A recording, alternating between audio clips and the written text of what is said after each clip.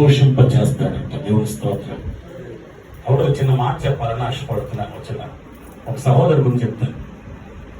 ఆవిడ దేవుడు బాగా ఆస్వాదించాడు, దీవెనలు వచ్చాయి, చాలా చక్కగా వర్తుల పాటు జరిగింది, మంచి దీవెనకరమైన జీవితంలో ఉంది. అయితే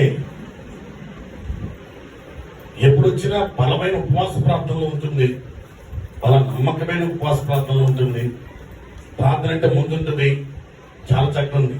పాస్టర్ గారి దగ్గర ఇంటికి వెళ్తే చెప్పుడు మంచినీళ్ళు ఇస్తుందంట. ఎంత ఎప్పుడైనా చెప్పుడు మంచినీళ్ళు ఇస్తుంది, ఎన్నిసార్లు వెళ్ళినా చెప్పుడు మంచినీళ్ళు ఇస్తుంది. ఇక చర్చిలోకి వచ్చి ప్రార్థన చేసుకుని వెళ్తుంది, కానీ ఈ రోజు చేయలేదని చెప్పలే. ఎప్పుడు పాస్టర్ గారు వెళ్ళినా చెప్పుడు. ఒకరోజు ఆయన ఎన్నిసార్లు మంచిగా అవుతాడు కాబట్టి ఒక రోజున అడిగారటమ్మా, నేను మీ ఇంటికి వస్తున్నాను ప్రార్థన చేయడానికి, ఎప్పుడు చూసినా చెప్పుడు మంచినీళ్ళు ఇస్తున్నాను ఏంటి అని అంటే, అయ్యా మీరు బలేంటోరే, మీకు తెలీదా బైబిల్లో సంగతి ఏంటది? గిన్నెడు చన్నీళ్ళు ఇస్తే ఎంతో దీవెన, అందుకే ఇస్తున్నానండి, వచ్చే ప్రతిసారి ఇస్తున్నాను. రోజులా పండుగ వచ్చింది, బాగా పంట పండింది, బాగా డబ్బులు వచ్చాయి, భార్య భర్తలు ఏదో పట్టుబట్టలు కొనుక్కున్నారు, చాలా హ్యాపీగా ఉన్నారు. నేను అన్నాడంటే, పాస్టర్ గారు వస్తారు కదా అంటే, వాళ్ళేంటాడు గిన్నెలు చెంబులు నీళ్ళు చాలలే అన్నట్టు. సరే ఆ రోజు పడుకోగానే కల వచ్చింది. ఆవిడ చనిపోయింది. ఇద్దరు దేవతలు తీసుకుని వెళ్తూ ఉండగానే నేను నన్ను ఎక్కడ తీసుకెళ్ళినాను అడిగిందంట. పర్లోకానికి పర్లోకమా వెంటనే అడిగింది, బంగారు వీధులు ఉన్నాయా? బంగారు వీధులు ఉంటే ఎక్కడ? బంగారు వీధులు ఉన్నాయి. అంతేకాదు ముచ్చపు ద్వారాలు ఉన్నాయా? వజ్రవైడూర్యాలతో నింపబడిన పట్టలోకి వెళ్ళినా అమ్మాయి అన్నాడు దేవత. మళ్ళీ కొంత వెళ్ళాక మళ్ళీ అడుగుతుందంట, ఇదిగో నేను తిరిగేది బంగారు వీధుల్లోనే కదా, నేను రక్షించబడ్డాను, బంగారు వీధుల్లోనే కదా, చాలా హ్యాపీగా ఉన్నాను, దేవుడి కోసం చాలా కట్టుకున్నాను, కాబట్టి నా బంగారు వీధిలో లేస్తుంది కదా అమ్మాయి అన్నారు. వీళ్ళు దేవత సరైన కాదు, ఈసారి వీళ్ళు డైరెక్ట్ గా వేసేని అడుగుతాం. సరే వీళ్ళు తీసుకెళ్లారు, ఒక దగ్గర తీసుకెళ్లారు, ఒక దిమ్మలాగా ఉంది, ఆ దిమ్మని నిలబెట్టగానే ఏంటికి నిలబెట్టారంటే ఇదే పరలోకం అన్నారు. అదేంటాడు చుట్టూ చూడన్నారంట. చుట్టూ చూస్తుంది, చుట్టూ నీళ్లు ఉన్నాయి. ఏమున్నాయి చెప్పాలి? ఏ నీళ్ళు అవి? ఏ చెంబు నీళ్ళు? శ్రద్ధగా చెప్పాలి, నాకు ఆన్సర్ కరెక్ట్ చెప్పాలి. చెంబులు నీళ్ళు ఇచ్చింది కదా, ఈ చెంబులు నీళ్ళు ఎక్కడున్నాయి? ఆ మధ్యలో నిలబడి అన్నంట నన్ను ఇంటికి తీసుకొచ్చి ఇదేంటి దేవదూతం ఏదైతే చెప్తా అంటే, వెంటనే దేవదూతం ఉందంట, ఇదిగో నువ్వు భూమి మీద ఉన్నప్పుడు ఈ నీళ్ళే దేవుడి కోసం ఖర్చు పెట్టావు, అయ్యే ఇక్కడ ఉన్నాయి. ఈ నీళ్ళే నువ్వు ఖర్చు పెట్టావు కాబట్టి నీకు ఇవే ఉన్నాయి. ఆ చూడండి అందరూ బంగారు వీధులు హ్యాపీగా ఉన్నారు, ఇది మాత్రం అక్కడే నిలబడాల్సి వచ్చింది. వెంటనే మేలుకోసరి అమ్మా ఇది కళ అని చెప్పి ఏ భర్త లేదు ఏంటి 2 గంటల టైం ఇదేం బాగా వెళ్ళి ఇమీడియట్ గా తీసుకురా, పాస్ కల్పించుకురా.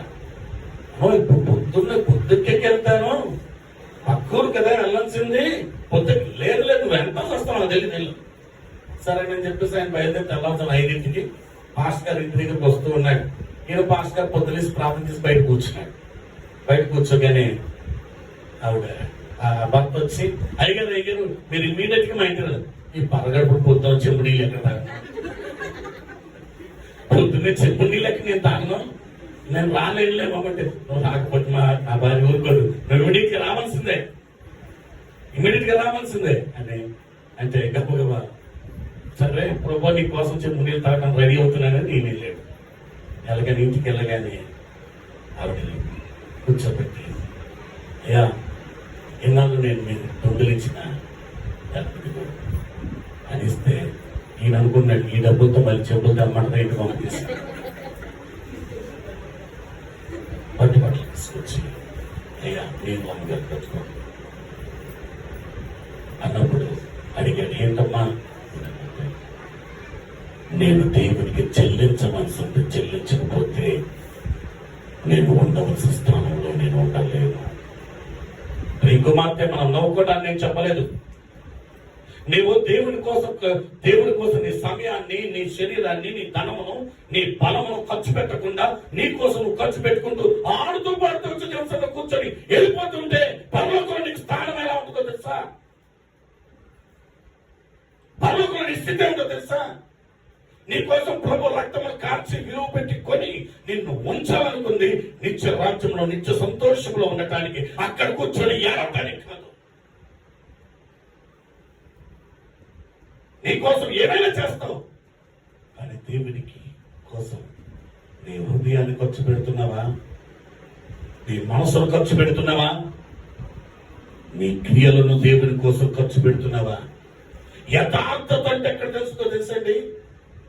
నిజమైన యథార్థత ఎక్కడ బయటపడుతుందో తెలుసా? నువ్వు నిజంగా దేవునికి ఇచ్చే సమయంలో, నువ్వు నిజంగా దేవునికి ఇచ్చే ధనంలో నువ్వు యథార్థ నిజమైన విశ్వాసం అర్థమవుతుంది. అది దొంగిలిస్తూ, నీకు ఇచ్చిన కృపను దొంగిలిస్తూ, నీకు ఇచ్చిన ధనమును దొంగిలిస్తూ, నీకు ఇచ్చిన సమయాన్ని దొంగిలిస్తూ, నేను దేవుడు నమ్మకంగా ఉంటాను. దేవుడు ప్రతిని చూస్తున్నాడు. ఆయన తీర్పు తీర్చినప్పుడు, ఈరోజు క్రిస్మస్ గురించి నేను చెప్పాలనుకోవట్లా. నీ తీర్పు దినము నువ్వు ఎట్లా ఉంటావు? దేనికోసం ఇంత ప్రయాస? నా ప్రభు యొక్క ప్రయాస, ఆ ఉన్నతమైన సింహాసనం నుండి ఆ గొప్ప తొట్టులోనికి దిగి వచ్చిన దేవుని యొక్క ప్రయాస నీవు ఆ మహిమకరమైన స్థలంలో ఉండటానికి.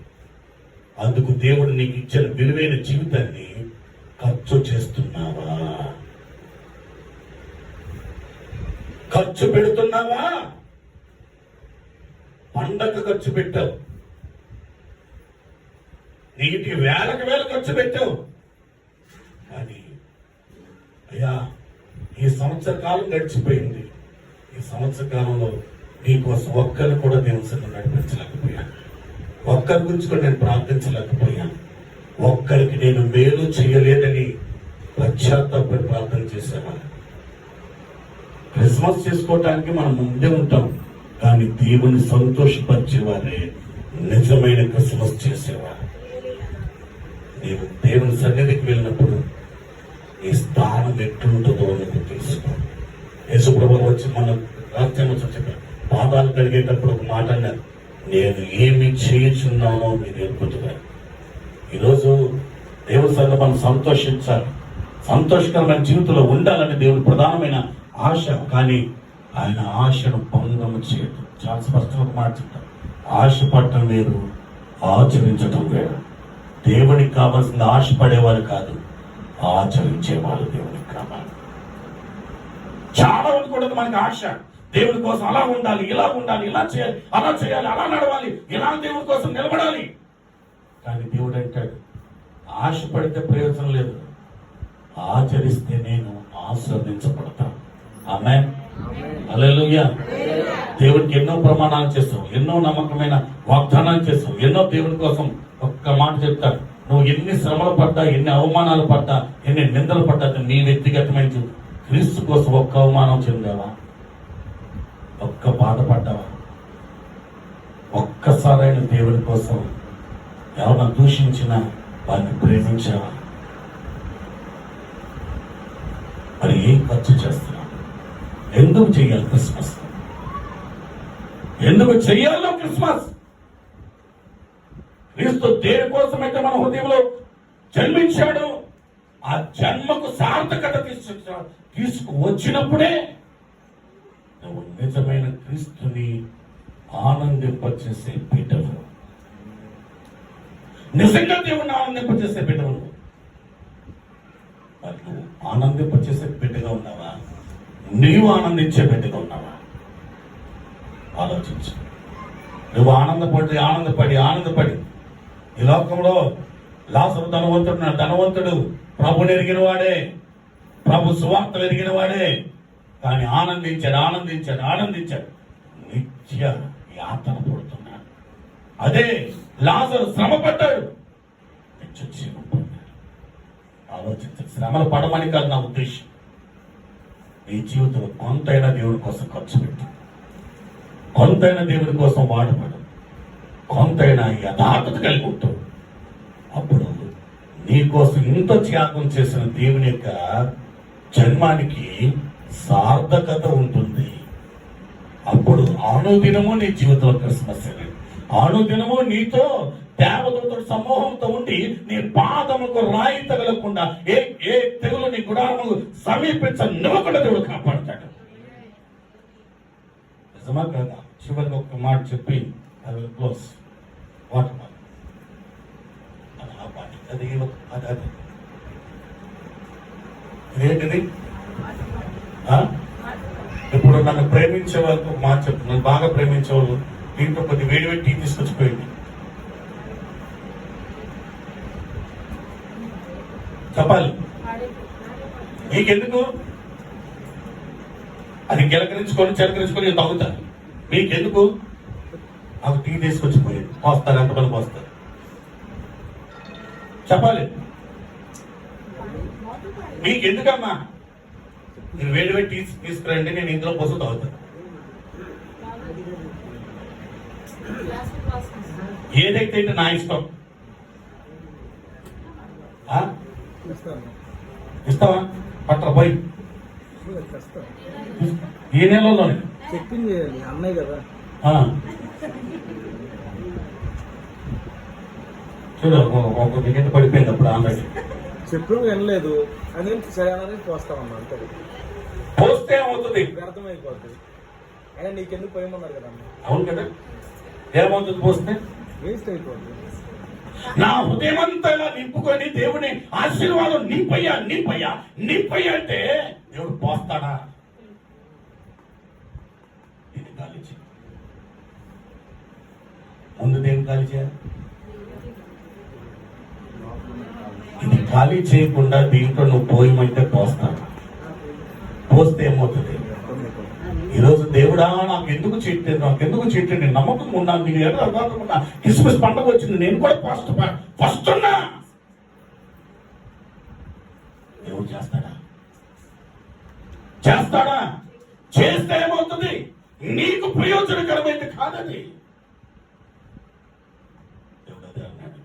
పాత్ర నాది, పదార్థం నాది. కానీ నువ్వేమన్నావు? పాత్ర నాదే, దాంట్లో పదార్థము నాది. అప్పుడు దేవుడు కూడా అంటాడు, నీ పదార్థం నీది ఎందుకు పాడేయడానికి, నా పదార్థం పరలోకం చేర్చడానికి. నేను పండగ నీ జీవితంలో ఇవ్వాలనుకున్నా. పండగ చేసుకోవడానికి నీ జీవితమే పండగ చేయాలనుకుంటున్నాను. నేను నింపడానికి సిద్ధంగా ఉన్నా. నువ్వు అర్పిస్తున్నావా? నిజంగా నువ్వు అర్పిస్తున్నావా? అశోక్ ఒక్క గుర్తు పెట్టుకోండి. మరియతో అంటాడు, ఈ మాటలు నిరర్ధకము కానేరవు. దేవుడు నీకు ఆశీర్వాదకరమైన కార్యం చేస్తానని మాట ఇస్తే భూమి ఆకాశం గతించదుగా నేను మాట తప్పదు. ఎలీషాతో చెప్పాడు, నువ్వు 2 ఇంతలు మేలు పొందుతావు. ఏలియా 7 అద్భుతాలు చేశాడు. ఎలీషా 13 అద్భుతాలు చేసి చనిపోయాడు. దేవుడు మాట తప్పేశాడు కదా. ఎన్ని చేయాలి? 14 చేయాలి. 13తో చనిపోయాడు. సంవత్సరం గడిచిన తర్వాత ఇజ్రాయెల్లో యుద్ధం జరుగుతుంది. ఓ సైనికుడు చనిపోయాడు. చనిపోతే తీసుకొని వచ్చి ఆ యొక్క శవాన్ని తీసుకెళ్లి ఎలీషా పడి ఉన్న పాతి పెట్టిన సమాధి దగ్గర పడేస్తే ఎండిపోయిన చచ్చిన ఎముకలో పోయిన ఎముక లేచి తగిలితే లేచి నుంచి పరిగెత్తాడు. దేవుడు మాట తప్పదు. ఆయన నీ జీవితం ఇచ్చిన మాట తప్పడు. ఎందుకు తెలుసా? ఆయన మాట ఇచ్చాడు, నేను నీకోసం వచ్చాను, నీకోసం ప్రాణం పెట్టా, నీకోసం పరలోకం కడుతున్నా, నీకోసమే నేను తిరిగి రానే ఉన్నా. ఇన్ని నీకోసం చేస్తే నువ్వు నా కోసం చేశావు. అమ్మగారు చెప్పారు, వచ్చాం క్రిస్మస్ పండగ చేసి వెళ్ళామా? కాదు, నేను నింపటానికి సిద్ధంగా ఉన్నా. నీలో ఉన్నది వంపుకో, దేవుడు నిన్ను నింపుతాడు. సమర్పణ కలిగి ఉండటం. క్రిస్మస్ అంటే తెలుసా? సమర్పణ. యేసు ప్రభువు తను తాను సమర్పించుకున్నాడు మన కోసం. ఈరోజు క్రిస్మస్ అంటే తెలుసా? నువ్వు సమర్పణ కలిగి ఉండటం. అంతేగాని నా గొప్పతనాన్ని చెప్పుకోవటానికి కాదు, నా హోదాలు చెప్పుకోవటానికి కాదు, నా టాలెంట్ చూపించుకోవడానికి కాదు. నాకు ఇచ్చిన వారి జీవితంలో నా ప్రభు కొరకు ఐ సరెండర్. ప్రభువా, నన్ను నింపగలిగిన దేవుడు, నన్ను సంపూర్ణంగా మార్చగలిగిన దేవుడు నీవని అలనాడు జ్ఞానులు సమర్పించారు. ఈరోజు మనం కూడా సమర్పించగలగాలి. కానుకలు సమర్పించడం చాలా ఈజీ, అనుకుంటా చాలా కష్టం. తెలిసాను నేను అదే చెప్పాను, నాకు యథార్థత ఎక్కడ బయటపడుతుందంటే నీ డబ్బులోని. నీ పరిస్థితి కానీ దేవుడు ఏమంటది, పెద్ద నోటు అంటది, నీ మనసు ఏమంటది, ఎత్తుకొద్ది లోపల. అంటే ఏంటి, అక్కడ తెలిసిపోయింది యథార్థత. సమర్పణ అంటే డబ్బు కాదండి, నీ జీవితమే దేవుడి చేతిలో ఉండాలి. నావన్నయు దేవుడివైతే దేవుడివన్నయు నావవుతాయి. నావన్నయు నేను మాత్రం దేవుడు సొత్తు, నా పర్సు మాత్రం కాదు. అవునా కదా? నీవు దేవుడు సొత్తు అయినప్పుడు నీకు కలిగినవన్నీ ఎవరు సొత్తు అవుతాయి? దేవుడు సొత్తు అయినప్పుడు దేవుడి సొత్తులో ఉన్న పరలోక ఆశీర్వాదాన్ని ఎవరు సొత్తు అవుతాయి? అది నీ సమర్పణ. క్రిస్మస్ అంటే సమర్పణ, సంతోషం. క్రిస్మస్ అంటే సమర్పణ, సమకూర్పు. క్రిస్మస్ అంటే సమర్పణ, సంబరం. సమర్పణ లేకుండా సంతోషం రాదు, సమర్పణ లేకుండా సంబరం రాదు, సమర్పణ లేకుండా సమకూర్పు రాదు. యేసుక్రీస్తు వారు తను తాను మన కోసం సమర్పించుకున్నాడు. కాబట్టే ఈ రోజు ఇటువంటి భయంకరమైన కరోనా కాలంలో సైతము ఇక్కడ కూర్చొని దేవుడి క్రీస్తు ఆరాధన చేసుకుంటాం. ఆమె అప్పుడు అన్నాడు, నా గురించి ఆరాధన చేశారు, కానీ నేను వచ్చే కాలం ఉంది. ఒక్కటి వాస్తవం అండి, దేవుడు వచ్చేసరికి రాకడ వస్తానని మా చిన్నప్పటి నుండి చెప్తున్నారు. రాకడ వస్తా, ఒకటి సత్యం. రాకడ వస్తావు రాదు నాకు తెలియదు, కానీ ఒక్కరోజు నేను వెళ్తానే ఉండట. ఆయన వచ్చినా రాకపోయినా ఒక రోజున దేవుని దగ్గరికి వెళ్ళినప్పుడు తల పెంచుకొని వెళ్దామా, తల ఎత్తుకొని వెళ్దామా? నిజమే. ఎందుకు తెలుసా, నీతో పాటు ఏది రాదు. ఇందాక అన్న చెప్పాడు 1500 కోట్లు. ఎన్ని ఉంటే ఏమైంది? కరోనా వస్తే కర్రలతో గెంటారట. బెంగళూరులో జరిగిన వాస్తవం అది.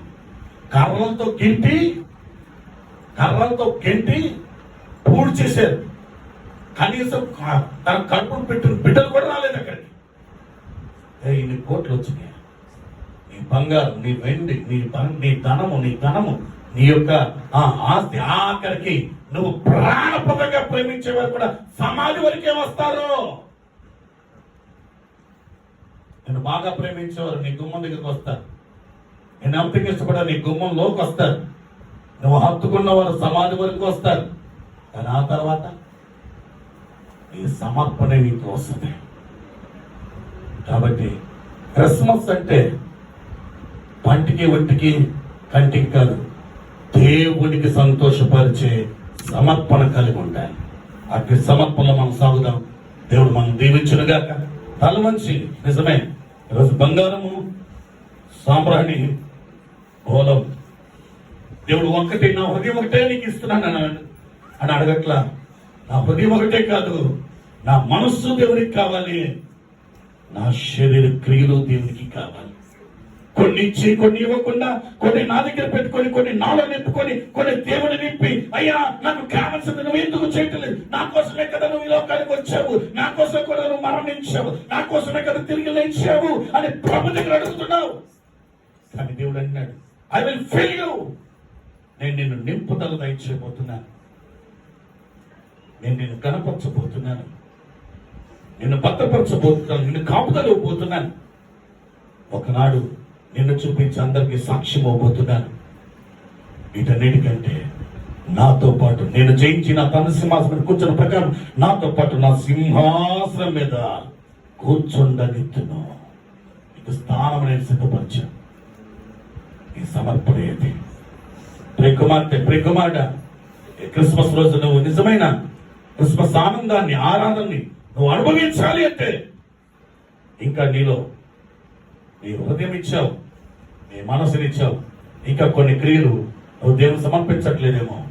అందువల్లనే నువ్వు నింపబడలేకపోతున్నావు. సంతోషంగా ఎన్నున్నా కూడా సంతోషంగా లేవు. కానీ దేవుడు ఈరోజు నిన్ను పండగ చేయాలనుకుంటున్నాడు, నిన్ను మహిమకరంగా నిలబెట్టాలనుకుంటున్నాడు. తను వచ్చి ప్రార్థన చేద్దాం. మహోన్నతుడైన మా జీవాధిపతి